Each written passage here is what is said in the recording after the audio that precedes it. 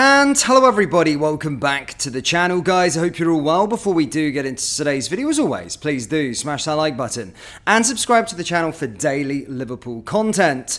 Guys, in today's video, as always, here to bring you up to date with all of the latest Liverpool news from the last 24 hours. That includes the deal that has been agreed amid a blizzard of agreements. Yes, many deals are going to be confirmed over the next couple of weeks, and we've got confirmation of the first one. That is a done deal. Of course, we'll discuss that in detail. But first, guys, Liverpool's Christmas fixtures have been confirmed with a full December and January schedule. Yes, Liverpool now know their full fixtures list for the rest of the year and into January, with the Premier League confirming their dates for the festive schedule. The Reds will host Leicester in an 8 PM kickoff on Boxing Day, with the Premier League fixture list for December and January now confirmed. 7 fixtures have been moved for TV broadcast, with the Reds currently set to play 8 times over 30 days in December.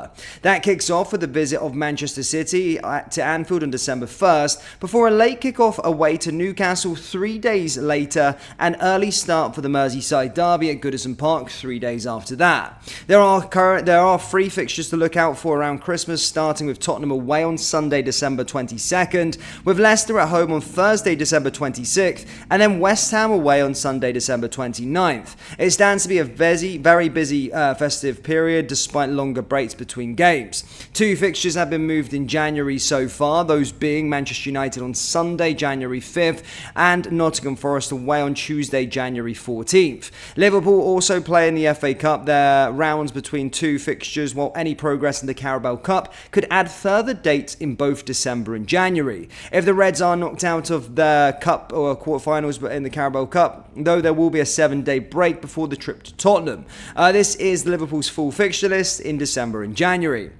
Manchester City at home, Sunday, December 1st, 4 PM kickoff. Newcastle, Wednesday, December 4th, 7:30 PM kickoff. That's away from home. Everton at Goodison on Saturday, December 27th, 12:30 PM. Girona on Tuesday, December 10th at 5:45 PM. Fulham at home in the Premier League, Saturday, December 14th, 3 PM. A possible League Cup quarter-final, December 17th, December 18th. Tottenham away on Sunday, December 22nd at 4:30 PM. Leicester at home in Thursday, December 26th or 8 PM. West Ham away on Sunday, December 29th at 5:15 PM. Manchester United at home, Sunday, January 5th, 4:30 PM. A possible League Cup semi-final, first leg on January 7th, January 8th. For FA Cup third round, January 11th, January 12th. Nottingham Forest away on Tuesday, January 14th at 8 PM. Brentford away at Saturday, January 18th, 3 PM. Lille at home in the Champions League on Tuesday, January 21st, 8 PM. Ipswich home, Premier League, Saturday, January 25th, and then PSV Eindhoven away from home in the Champions League on Wednesday, January 29th at 8 PM. So as you can see there, ladies and gentlemen, a very grueling set of fixtures for us, and will probably go a long way. We've been talking about what, after this international break, these big games that are coming up, which would have an impact on where we could be next season, by the end of the season, but especially if you think yourself as a title challenger, those December, January fixtures, you have to be able to navigate for them. So yeah, they've all been confirmed now. We've kind of got a roadmap there, and if you see us probably do well from those fixtures, then we could have a really good set ourselves up for a very good 2025.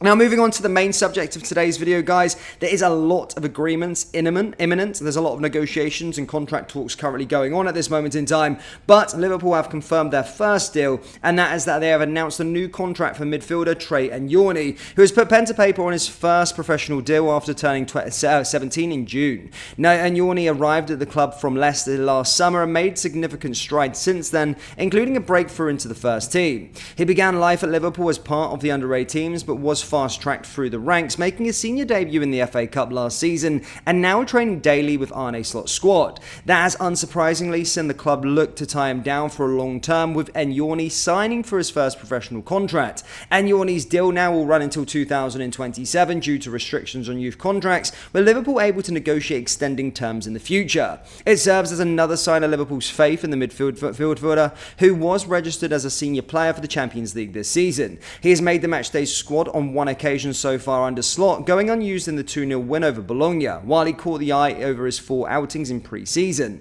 That included an excellent goal in a 4-1 victory over Sevilla at Anfield, with Andori rifling home 6 minutes after coming on. While the majority of his training time is with the first team, the 17-year-old is a regular action for the under-21s with 4 appearances so far this campaign. He's also wore the captain's armband in the 0-0 draw of AC Milan under-19s in the UEFA Youth League, with a clear plan to place and hone all areas of his game. Though Anjoni is unlikely to cement himself as a go-to player for Slot this season due to competition for places in midfield, there are high hopes that he can do so in the future. And everyone from here at LFC News, a massive congratulations to Anjoni. He really does look like a bright player, bright prospect. And yeah, that's very, very interesting to see. So yeah, that's a bit of a roundup there with regards to the contract. Still no news on Trent just yet, no news on Mo, and no news on Virgil van Dijk, but we are told that negotiations are still currently ongoing for that trio, and we'll have to wait out and see. But there does seem as though there is the feeling that they will sign, and that an amid of a blizzard of agreements is expected on Merseyside. So good to see us getting players tied down. As I said, I hope this is the last time where we have really key players actually coming down to the end of their contract. Going into their final year, we can't be doing that as a club like ours and losing 3 of those players on a free transfer. So yeah, that's that. Just a little bit of news with regards to England. I know it's nothing to do with Liverpool, but does impact, of course, Trent Alexander-Arnold's future, Curtis Jones, potentially Harvey Elliott in the future, and some other players that own around the squad, Jarell Quansah. Obviously, Thomas Tuchel has taken over as an England coach, which is a big coup for England, to be fair. And I think for Trent Alexander-Arnold, that would be a good one for him. Under Southgate, obviously, he was mismanaged and all that sort of stuff. So hopefully, as I said, that he can go on and do well for his country. I know that means a lot to him as well. And then Curtis Jones, Harvey Elliott, Jarell Quansah, all of those boys potentially getting some work under the former Chelsea, Bayern Munich, Borussia Dortmund manager.